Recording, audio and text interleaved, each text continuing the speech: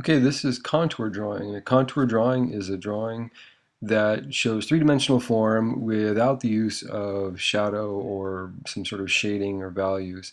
So I'm going to draw my hand here in one continuous line. So I've kind of curled my hand and folded my fingers a little over my palm.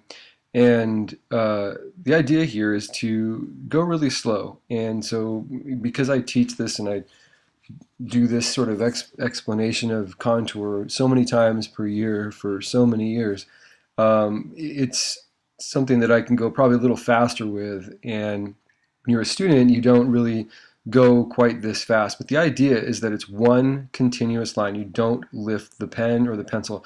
So I usually have my students use pen to resist the temptation for erasing. However, there is a tendency to do sketching, and that is to create this sort of fuzz. You can backtrack on your line, and it's sort of like a roadmap, if you will. But the idea is to capture all of the information of the wrinkles, the folds, the way that the form comes out towards the viewer and then back in away from the viewer, and the way that there are overlapping shapes and forms.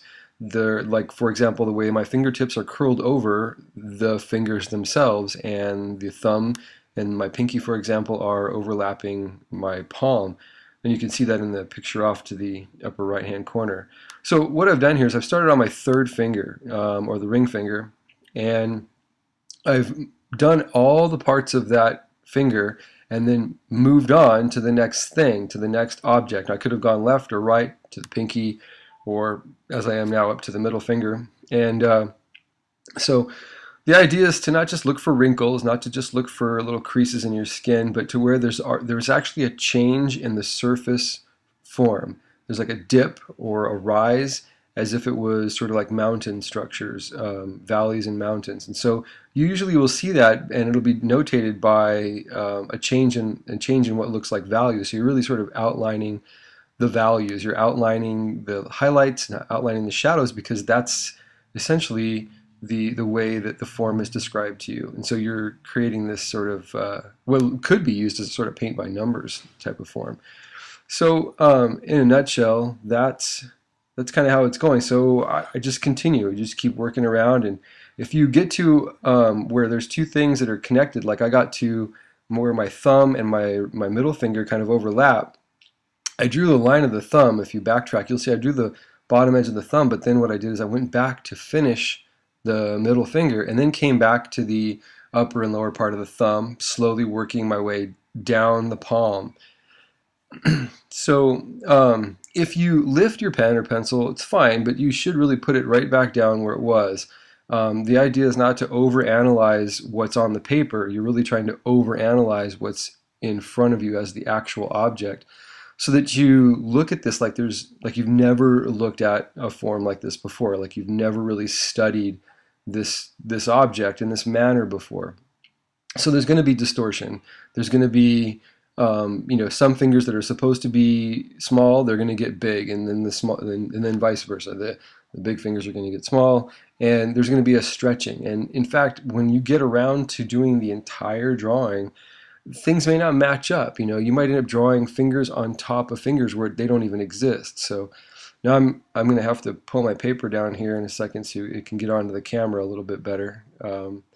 But and you'll see at the end how I've gotten the first finger drawn in. But I worked my way up over to the right, did a little bit of the thumb, kind of into the thumb area towards where the wrist was going to begin. But now I'm kind of backtracking my way towards the other side through the palm.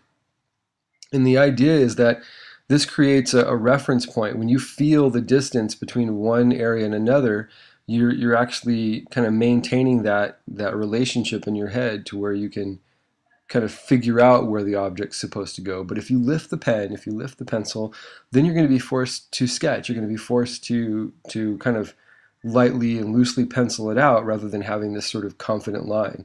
So go slow, like at a snail's pace. When you get more experience, this becomes really fast. This becomes something you can do incredibly fast. So we'll sort of try to fast forward this at this point,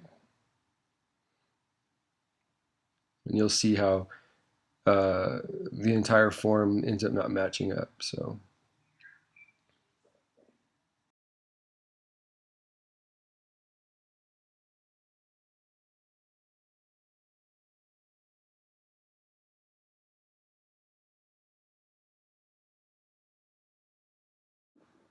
So you can see here now that I've gotten to this point that basically the uh, the palm is sort of stretched out.